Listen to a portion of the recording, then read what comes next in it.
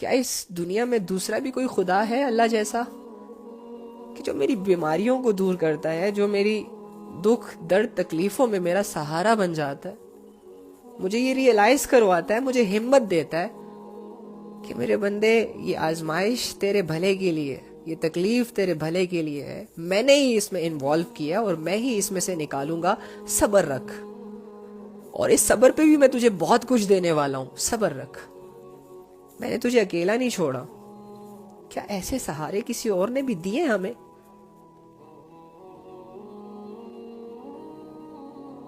دنیا ٹھوکریں مار دیتی ہیں،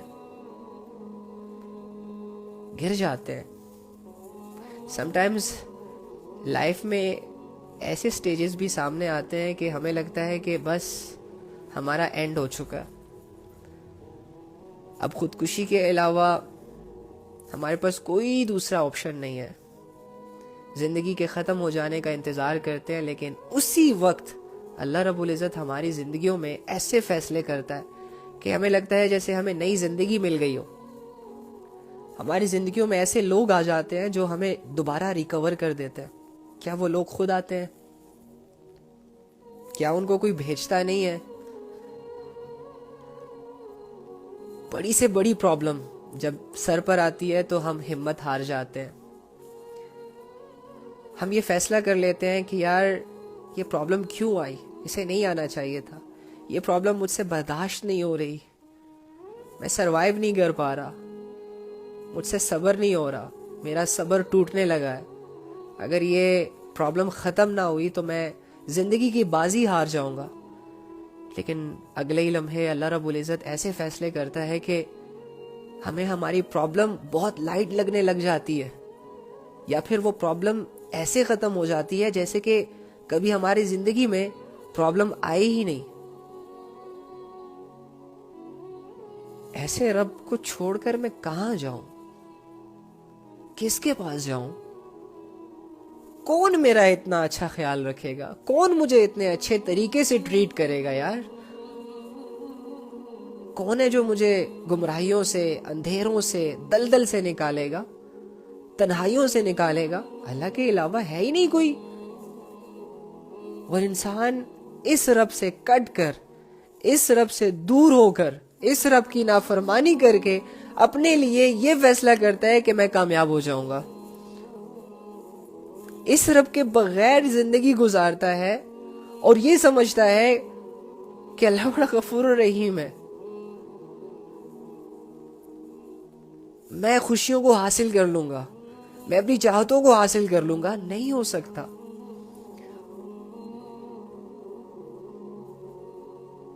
تمہارے پاس کوئی آپشن نہیں ہے سوائے اس کے کہ تم چاہتے ہوئے یا نہ چاہتے ہوئے اپنے پیدا کرنے والے سے جڑ جاؤ کسی نہ کسی درجے میں، اللہ کی طرف جاؤ، بھاگو اللہ کی طرف۔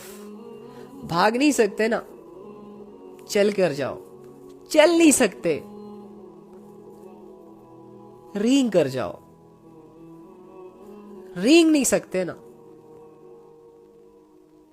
رینگنے کی کوشش کرو، کوشش نہیں کر سکتے نا تو بیٹھے بیٹھے رو اللہ کے لیے کہ اللہ آپ چاہیے، نہیں چاہیے یار کچھ بھی ہے اللہ تیرے علاوہ، تو مل گیا تو سب کچھ مل گیا، تو نہ ملا سب کچھ کے ملتے ہوئے بھی کچھ نہ ملا۔ نہ جانے یہ باتیں ہمیں سمجھ کیوں نہیں آتی۔ ایک مووی دیکھتے ہیں نا ہم 3 گھنٹے کی، سارے سین سمجھ آ جاتے ہیں، ایسی زبردست اس کی کہانی سمجھ آ جاتی ہے نا کہ ہم لوگوں کو بتاتے ہیں کہ یار فلاں مووی دیکھ، اس کا مورل یہ ہے، اس کا ٹائٹل یہ ہے، اس میں لڑکا لڑکی سے یہ کر رہا ہے، اس سے سیکھنا یہ ہے، فلاں فلاں۔ چھوٹی کہانیوں سے بہت کچھ سیکھ رہے ہیں ہم، لیکن یاد رکھیے گا کہ جھوٹی کہانیوں سے آپ وہ زندگی گزاریں گے جو جھوٹی ہی کہلائے گی۔ اللہ رب العزت نے قرآن میں آخرت کا نقشہ کھینچا ہے، اللہ رب العزت نے قرآن میں دنیا کی حقیقت کا نقشہ کھینچا ہے، اللہ رب العزت نے آپ کی پیدائش کا نقشہ کھینچا ہے، آنے والے مراحل کی ایک سیریز جاری کی ہے آپ کے لیے، لیکن کوئی ہے اسے پڑھنے والا؟ نہیں۔ कब पढ़ेंगे? यार जब डिग्री कंप्लीट हो जाएगी। कब पढ़ोगे? यार जब ये सीरीज खत्म हो जाएगी। कब पढ़ोगे? यार जब घर बना लूंगा। कब पढ़ोगे? यार शादी के बाद पढ़ूंगा। कब पढ़ोगे? यार ये काम हो जाए ना, फिर इंशाल्लाह अल्लाह की तरफ। यार ये दौलत मिल जाए ना, ये जॉब मिल जाए ना, ये काम हो जाए ना, बस ऐसे हो जाए ना, वैसे हो जाए ना, फिर मेरी जिंदगी है ही अल्लाह के लिए। ना वो काम होते हैं और ना ही कभी मौका मिलता है अपनी जिंदगी के बारे में सोचने का, समझने का, पढ़ने का। और इसी कंफ्यूजन्स में, इसी अप्स एंड डाउन्स में,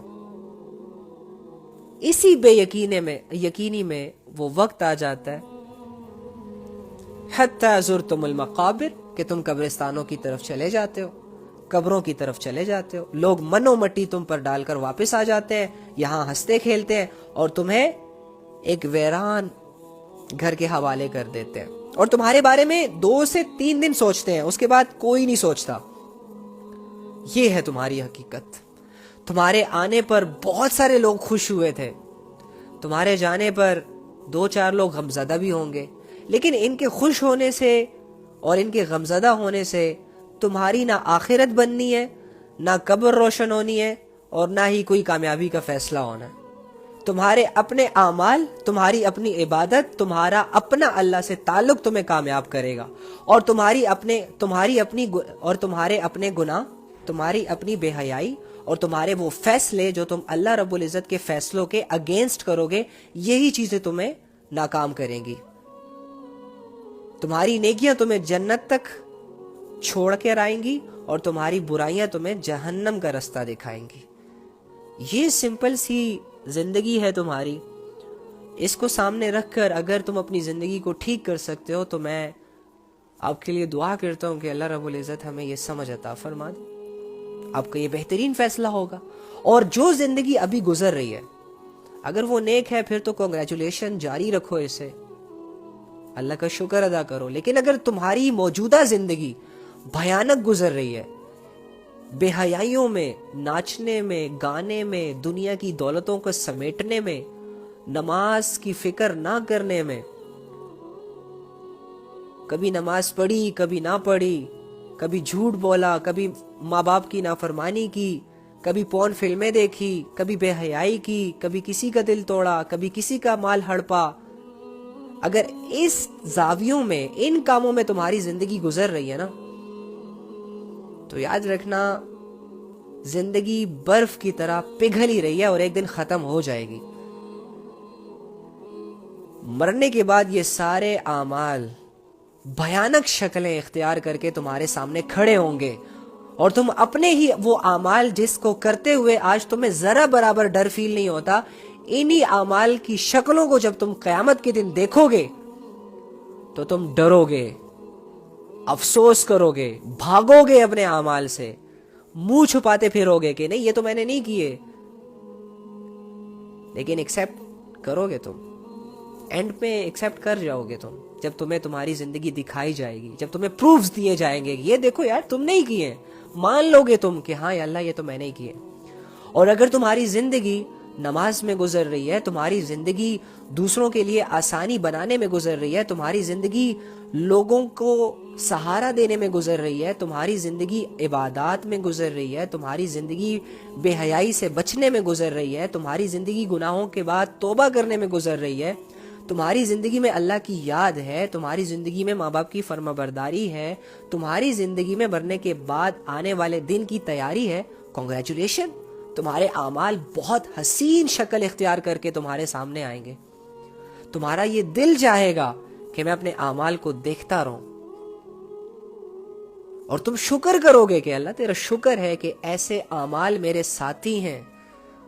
तुम शुक्र करोगे कि अल्लाह थैंक्स, आपकी तमाम तारीफें हैं कि आपने मुझे दुनिया के उस धोखे वाली जगह में इतने प्रीशियस आमाल करने की तौफीक दे दी। मेरी छोटी सी नीयत पर, मेरी छोटी सी स्ट्रगल पर आपने मुझे इतनी बड़ी कामयाबियां दे दी। कांग्रेचुलेशंस, आप कामयाब हैं। आपने वो किया जो अल्लाह ने चाहा, आपने नफ्स के खिलाफ अपनी जिंदगी गुजारी, आप शैतान के जालों में और उसके वसवसों में नहीं आए। कांग्रेचुलेशन, تم سے تمہاری کامیابی کوئی چھین نہیں سکے گا اب. تم کامیاب ہو میری بہن, تم کامیاب ہو میرے بھائی. سوچیں. اللہ رب العزت بھی آپ کو سوچنے کے لیے کہہ رہا ہے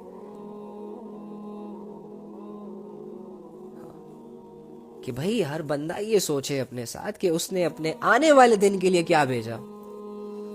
یہ 24 گھنٹے کے دن میں جو کرو گے نا, یہی تم اس 50,000 سال سے جو بڑا دن ہوگا اس میں پاؤ گے.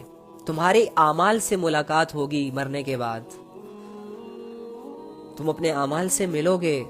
تمہارے اعمال ہواؤں میں نہیں اڑ رہے. جو کرو گے کسی نے نہیں دیکھا تو اوکے فائن, کسی نے نہیں دیکھا. ہاں تو اللہ کیا فرما رہے. میں آج آپ کو نا ایک بڑی زبردست آیتیں بتاتا ہوں. اگر آپ کی زندگی میں خود کو بدلنے کا شوق ہے نا, تو میں نے نا اس آیت پر تقریباً آدھا گھنٹہ غور کیا تھا, اور میں نے اس سے بہت ساری چیزیں نکالی تھی. اللہ کی مرضی سے آپ بھی نکال سکتے ہیں. میں تو آپ سے زیادہ پڑھا لکھا نہیں ہوں, آپ مجھ سے زیادہ بڑی ڈگری ہولڈر ہیں, آپ کو مجھ سے زیادہ نالج ہے. اللہ رب العزت نے آپ کو سمجھنے کی صلاحیت دی ہوئی ہے. جب ایک عام سا بندہ, میرے جیسا بندہ, قرآن کو پڑھ کر اپنے لیے علم نکال سکتا ہے, تو کیا یہ فیصلہ اللہ نے پوری دنیا میں میرے لیے کیا ہے؟ نہیں. جو بھی اس پہ غور کرتا ہے اللہ رب العزت اس سے بات کرتے ہیں, اللہ رب العزت اس کو سمجھاتے ہیں, اللہ رب العزت اسے گائیڈ کرتے ہیں. ٹرائی تو کرو. گائیڈنس کی نیت سے ایک دفعہ قرآن کھولو اور پڑھو اور غور کرو, دیکھنا تمہاری زندگی کیسے بدلتی ہے. لیکن ہم ثواب کی نیت سے پڑھتے ہیں نا. ہمارے گھر والوں نے تو ہمیں صرف اس تک ہی رکھا ہے کہ بیٹا ایک لفظ پڑھ لو 10 نیکیاں ملے گی, نماز میں پڑھ لو گے تو 100 نیکیاں ملے گی, سورہ یاسین کی تلاوت کر لو گے تو یہ ہوگا, سورہ ملک پڑھ لو گے تو قبر کا عذاب نہیں ہوگا. ان تمام فضائل کی جگہ اپنی جگہ, لیکن قرآن سمجھانے کے لیے اترا ہے. میری بات سنیں. آپ کو کوئی درود شریف میسج کر دیں ان باکس میں, اور آپ اسے اس نیت سے ڈیلیٹ نہ کریں کہ بھائی گناہ ہوگا, یا میرے ان باکس میں پڑے رہنے سے درود شریف مجھے تھوڑا سا میرے موبائل میں برکت ہوگی, تو ٹھیک ہے, ویل اینڈ گڈ. لیکن اگر آپ نے درود شریف پڑھا ہی نہیں, اس کو سمجھا ہی نہیں, تو آپ کو تو کوئی فائدہ نہیں ہوا نا. تو یہ چیز ہے. سنو اللہ کیا کہہ رہے ہیں. 2 آیتیں تھی رکھنے کے لیے, لیکن ٹائم بہت کم ہے, اور مجھے لگتا ہے کہ 1 گھنٹہ تو ہو گیا ہمارے آنے کا, اور آپ لوگوں کا شاید میں نے بہت بڑا ٹائم لے لیا. لیکن یاد رکھیے گا کہ میں آپ کے دیے ہوئے وقت کو ہمیشہ امانت سمجھتا ہوں, اور اس میں میری مکمل یہ کوشش ہوتی ہے کہ میں خیانت نہ کروں. بس آپ سے میں ایک ریکویسٹ کروں گا کہ یہ جو 2 آیتیں میں آپ کے سامنے رکھنے والا ہوں نا, بس اسے سمجھ لو. انشاءاللہ سب کچھ ٹھیک ہو جائے گا, سب کچھ ٹھیک ہو جائے گا. میں بتا رہا ہوں, گارنٹیڈ 100%. سنو اللہ کیا کہہ رہے ہیں. والذین آمنوا وعملوا الصالحات وآمنوا بما نزل على محمد وهو الحق من ربهم. واو, سبحان اللہ. یہ اللہ رب العزت نے نا ہمیں کامیابی کی نا ایک بالکل شارٹ کٹ بتا دی ہے. ساری زندگی کو جیسے ایک آیت میں بند کر کے ہمارے سامنے پیش کر دیا ہو کہ یہ لو میرے بندے, یہ کرو. ہمیں ہماری زندگی نہیں سمجھ آ رہی نا کہ ہم کیا کریں یار. اللہ نے پیدا کر دیا, 60-70 سال زندگی میں رہنا ہے, کام بھی کرنے ہیں, شادیاں بھی کرنی ہیں, بچے بھی پالنے ہیں, رسپانسبلٹیاں بھی اٹھانی ہے, ماں کی بھی خدمت کرنی ہے, ڈگریاں بھی حاصل کرنی ہے. کیا کریں کیا نہ کریں یار. لیکن اللہ رب العزت کیا کہہ رہے ہیں. ماں باپ تو یہ کہتے ہیں نا کہ بیٹا پڑھ لو, ڈگری لے لو, اچھی جاب مل جائے گی, اچھی جگہ پہ امپلائی بن جاؤ گے, وغیرہ وغیرہ. بیٹا پائلٹ بن جاؤ گے, ڈاکٹر بن جاؤ گے, یہ بن جاؤ گے. بیٹا شادی کر لو, شادی کے بعد بچے آئیں گے, زندگی پرسکون ہو جائے گی. لائک بہت بڑی پلاننگز بہت ایزیلی ہمارے سامنے رکھ دیتے ہیں. اوکے, پھر جب ہم ان کے کسی حکم کو پورا کرنے میں لگتے ہیں, یا لائف کے کسی بھی ایکسپیریمنٹ میں ہم اپنے آپ کو دھکیلتے ہیں نا تو اس میں ہمیں دکھ بھی ملتے ہیں، سکھ بھی ملتے ہیں، پریشانیاں بھی ملتی ہیں، آسانیاں بھی ملتی ہیں. ان تمام حالتوں سے پھر ہم اکیلے ہی گزرتے ہیں. کوئی ہمارا ساتھ ویسے ہی نہیں دے پاتا جیسے کہ ہمیں لوگوں سے ایکسپیکٹیشن ہوتی ہے، یا جس طرح ہمیں ضرورت ہوتی ہے کہ یار اس طرح کا کوئی بندہ آ جائے اور اس طرح کی ہیلپ ہو جائے نا تو میں تھوڑا سا ریلائبل ہو جاؤں گا، کمفرٹیبل ہو جاؤں گا. اللہ رب العزت کیا فرما رہے ہیں؟ اللہ رب العزت نے منع نہیں کیا دنیا کے کسی بھی عہدے کو حاصل کرنے کے لیے. اللہ رب العزت نے منع نہیں کیا مال کمانے سے. اللہ رب العزت نے شادیاں کرنے سے منع نہیں کیا. اللہ رب العزت نے لائف کو انجوائے کرنے سے بھی منع نہیں کیا، لیکن انجوائمنٹ کی حدود بھی بتائی ہیں، حدودیں بتائی ہیں. تو اللہ رب العزت اس آیت میں ہماری ساری زندگی کو ایسے ایک کپڑے میں باندھ کر گھیرا لگا کر جیسے ہمارے سامنے پیش کر دیا ہو. کیا ہے؟ جو لوگ ایمان لے آئے اور انہوں نے نیک عمل کیے اور ہر اس بات کو دل سے مانا جو محمد صلی اللہ علیہ وآلہ وسلم پر نازل کی گئی، اور وہی حق بھی ہے جو ان کے پروردگار کی طرف سے آیا. بس اللہ کیا کہہ رہے کہ جو لوگ، اب لوگوں میں میں اور آپ ہے نا، اور ہمارے گھر والے ہیں، تو دیکھو اللہ رب العزت کتنی سمپل بات کر رہے ہیں ہم سے. جو لوگ ایمان لے آئے. ایمان کا مطلب کیا ہوتا ہے آپ کو پتا ہے کہ بھائی اللہ کو ایک ماننا، اللہ کی ذات و صفات میں کسی کو شریک نہ ٹھہرانا، میری خواہشیں اللہ رب العزت پوری کرے گا، میری حاجتیں اللہ رب العزت قبول کرے گا، میری دعائیں اللہ کے لیے خاص ہیں، وہی اس پر فیصلے کرے گا، اور مجھے اگر دنیا میں کسی بھی کام میں کبھی بھی کوئی بھی کسی بھی قسم کی ہیلپ چاہیے ہوگی تو اللہ ہی میری مدد کرنے کو آئے گا، اور اس کے علاوہ جب میں بیمار ہو جاؤں گا تو وہی مجھے شفا دے گا. یہ ہے ایمان کے کچھ وسائل، کچھ سٹیجز. خیر اینی ہاؤ، کسی کو اس کے ساتھ شریک نہ کرنا کہ ٹھیک ہے اللہ رب العزت ہی سب کچھ کرتے ہیں، لیکن فلانے شخص کے پاس جاؤں گا تو شاید اولاد ہو جائے. ٹھیک ہے اللہ رب العزت دعاؤں کو سنتے ہیں، لیکن اگر فلانا شخص میرے حق میں دعا کر دے، یا فلانے شخص کو میں خوش کر دوں، اسے کوئی دولت دے دوں، یا اس کے نام پہ کوئی قربانی کر دوں تو وہ خوش ہو جائیں گے، وہ ہمارے لیے دعائیں کریں گے، ولا ولا. اس طرح کا کوئی شرک یا اوپن شرک، جیسے کہ لوگ بتوں کی پوجا کر رہے ہیں اس نیت کے ساتھ کہ یار یہ والا پتھر جو ہے ہمیں اولاد دیتا ہے، یہ والا پتھر جو ہے ہمیں ہماری شادیاں کرواتا ہے، یہ والے پتھر جو ہے اگر ہم اس کی عبادت کریں گے تو یہ ہماری زندگی کو ریلائبل بنا دے گا، ہمیں جابز دلوا دے گا، وغیرہ وغیرہ. اوپن شرک جیسے. اور اس کے علاوہ جیسے کہ عیسائی کہتے ہیں کہ حضرت عیسیٰ علیہ السلام اللہ کے بیٹے ہیں، اور وغیرہ وغیرہ. اس طرح کے فضولیات قسم کا جو شرک ہوتا ہے، ایک تو اوپن شرک ہے جو واضح ہوتا ہے، اور ایک وہ شرک ہوتا ہے جو کہ ہر انسان سے ہو جاتا ہے لیکن وہ اسے شرک نہیں سمجھتا. تو جو اس شرک سے بھی پاک ہو گیا، ہر لحاظ سے مکمل طور پر اپنے دل میں اللہ کا یقین ہے اس کے، اور یہ ایک یکسو ہو کر ایک اللہ کی عبادت کرتا ہے، اسے بھی ایمان کہتے ہیں. اس کے علاوہ پریشانیوں میں صبر کرنا ایمان کی نشانی ہے. اس کے علاوہ ہر طرح کی حالات جو ہم پر آتے ہیں دنیا میں رہتے ہوئے، 60-70 سال کی جو زندگی ہوتی ہے، اس میں ہم مختلف سٹیجز سے گزرتے ہیں. کبھی دکھ، کبھی سکھ، کبھی خوشی، کبھی غم، کبھی اچھے لوگ ملتے ہیں، کبھی برے لوگ ملتے ہیں. کچھ لوگ ہوتے ہیں جو دھوکہ دیتے ہیں، کچھ لوگ ہوتے ہیں جو فائدہ دیتے ہیں، کچھ لوگ ہوتے ہیں جو عزت کرتے ہیں، کچھ لوگ ہوتے ہیں جو بڑے مجمع میں ہمیں ذلیل کر دیتے ہیں. تو ان تمام حالات کے آ جانے سے صبر کرنا بھی، اور فساد نہ مچانا، اور ان سارے حالاتوں پر صبر کرنا، اور یہ سوچنا کہ یہ اللہ کی طرف سے ہے، اسی میں میرے لیے بہتری ہے، اللہ مجھے کچھ سکھانا چاہ رہے ہیں، یہ بھی ایمان ہے. اینی ہاؤ، ایمان کی اگر میں شارٹ ڈیفینیشن بتاؤں تو اللہ ہی کو سب کچھ ماننا، دیٹس اٹ، یہ ایمان ہے. اور اللہ ہی کی ساری باتیں ماننا ایمان ہے. تو اللہ رب العزت کیا فرما رہے ہیں یہاں پر ایک عام سے بندے سے؟ یار سمپل، دنیا کے 8 ارب لوگ جو زندہ ہے نا، اللہ رب العزت ان سے کہہ رہے ہیں کہ اے لوگو، ان کے لیے اوپن زندگی بتا رہے ہیں. جو لوگ ایمان لے آئے، کس پر؟ اللہ پر،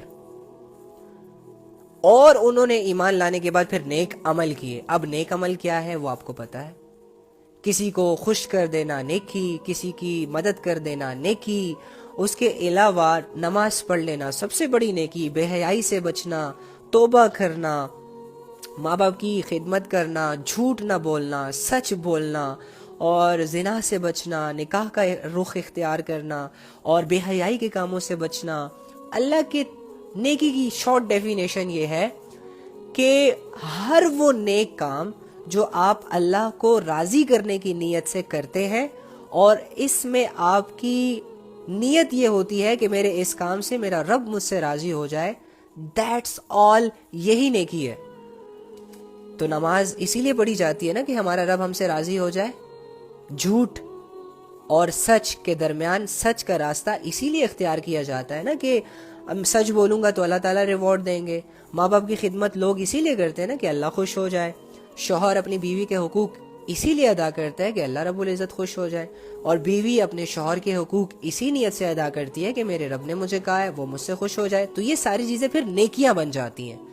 اور اسی طرح چلتے پھرتے اللہ کو یاد رکھنا بھی نیکی ہے, اور لوگوں کے دکھ دینے, لوگوں کے بیڈ ری ایکشن پہ گڈ ایکشن پہ, لوگوں کے گڈ ایکشن پہ, کیا بول رہا ہوں, لوگوں کے بیڈ ایکشنز پہ گڈ ری ایکشن دینا بڑی نیکی ہے. اس کے علاوہ آپ کو غصہ آیا ہوا ہے, آپ بدلہ لینا چاہ رہے ہیں کسی سے, لیکن آپ اللہ کے لیے لوگوں کو معاف کر دیں, چپ ہو جائیں, یہ بھی نیکی ہے. اینی ہاؤ نیکیاں بہت عیاں ہے, واضح ہے, ہمارے سامنے ہی ہے. تو اللہ فرما رہے ہیں کہ جو لوگ ایمان لے آئے اور ایمان لانے کے بعد پھر کیا کرے, نیکیاں کریں, برائیاں نہ کریں. اور جیسے کہ میں نے آپ کو کہا کہ برائیاں کرنے کے بعد توبہ کرنا بھی نیکی ہے. تو اگر آپ کوئی برائی کرتے ہیں اور برائی کرنے کے بعد توبہ کرتے ہیں تو اس سے وہ برائی بھی معاف ہو جائے گی, اور یہ توبہ آپ کے لیے نیکی بھی بن جائے گی. اوکے, جو ایسا کرے. اب جو سب سے بڑی بات آ گئی نا, جس میں پورے دین کو اللہ نے سمیٹ کے آپ کے سامنے رکھ دیا, وہ کیا ہے؟ ہر اس بات کو ماننا, صرف ماننا نہیں, نہ صرف ماننا نہیں, ہر اس بات کو دل سے ماننا جو محمد صلی اللہ علیہ وآلہ وسلم پر نازل کی گئی. آیتیں نبی صلی اللہ علیہ وآلہ وسلم پر جو نازل کی گئی, جس میں تمام قرآن آ جاتا ہے, تمام قرآن کے احکامات آ جاتے ہیں. اگر قرآن کہہ رہا ہے کہ بھئی پردہ کرو, اوکے گڈ, میں کر رہا ہوں. اگر قرآن کہہ رہا ہے کہ نظریں جھکاؤ, اوکے فائن. اگر قرآن کہہ رہا ہے کہ وراثت کے مال کو ویسے ہی تقسیم کرو جیسے کہ اللہ کہہ رہے ہیں, تو اوکے یا اللہ ایسے ہی کروں گا. اگر قرآن کہہ رہا ہے کہ جھوٹ نہ بولو, سچ بولو, اوکے اللہ آج کے بعد سچ بولوں گا.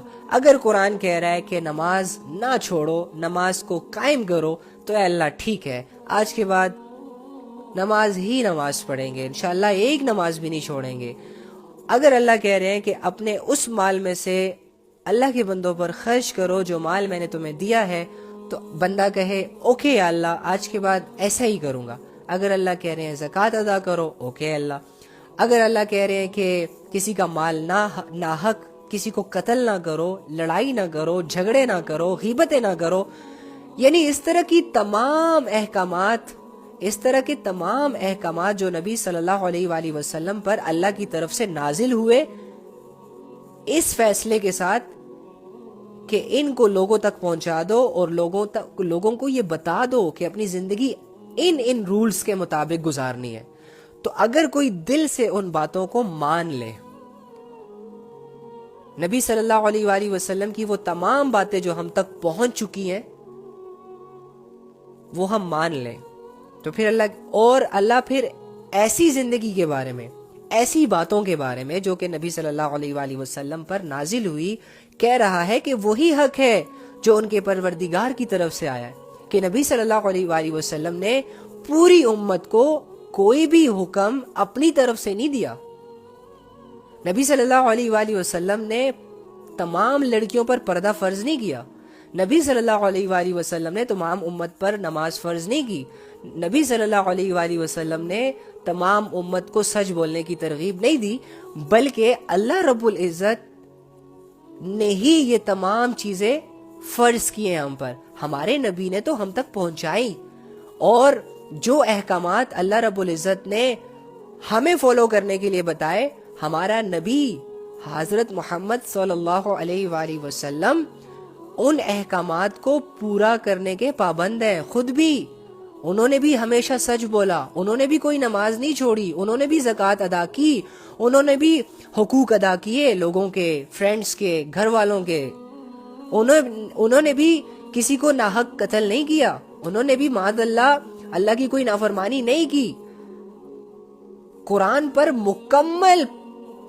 مکمل عمل کر کے ہمیں دکھایا. سمجھ رہے ہیں؟ تو دیکھو اللہ بھی یہی چاہتے ہیں کہ یہی حق ہے. ہمارے پیغمبر نے وہ تمام احکامات مان کر ہمیں یہ بتایا کہ آپ لوگوں نے بھی اسی کی پیروی کرنی ہے. تو پھر اچھا اگر ہم ایسے کریں گے, لیٹ سپوز ہم کیا کریں کہ ایمان بھی لے اللہ پر, نیک عمل بھی کرے, اور ہر اس بات کو مانے جو نبی صلی اللہ علیہ وآلہ وسلم پر نازل ہوئی اللہ کی طرف سے, جو حق ہے, جس میں کوئی شک نہیں ہے کسی قسم کا, اور جس کو مان کر ہی ہم کامیاب ہو سکتے ہیں. تو پھر اللہ کیا فیصلہ کرے گا ہمارے بارے میں, اللہ ہمیں کیا ریوارڈ دے گا اس دنیا میں. دیکھو اللہ تعالیٰ نا جانتے ہیں انسان کے مزاج کو. انسان کبھی بھی اس کام کو نہیں کرے گا جس کام میں اس کو کوئی بینیفٹ نظر نہ آئے. انسان کبھی بھی وہ جاب نہیں کرے گا جس میں اس کو کوئی سیلری نہ ملے. انسان کبھی بھی وہ بزنس نہیں کرے گا جس میں اس کو صرف لاس ہی لاس ہو اور کوئی بینیفٹ نظر نہ آئے. انسان ہمیشہ اس چیز کی طرف بھاگے گا, اس چیز کی سٹرگل کرے گا جس میں اس کو واضح کوئی کامیابی نظر آئے گی, کوئی پروفٹ نظر آئے گا, بینیفٹ نظر آئے گا, سکون نظر آئے گا. انسان ہمیشہ ایسے ہی سورسز کو اپلائی کرنے کی کوشش کرتا ہے, ایسے ہی چیزوں کو کلیم کرنے کی کوشش کرتا ہے. تو اللہ رب العزت نے آگے ہمیں یہ بتا دیا کہ جب تم ایسا کرو گے نا تو اللہ کیا کریں گے, کفر عنہم سیئاتہم وَأَصْلَحَ بَالَهُمْ.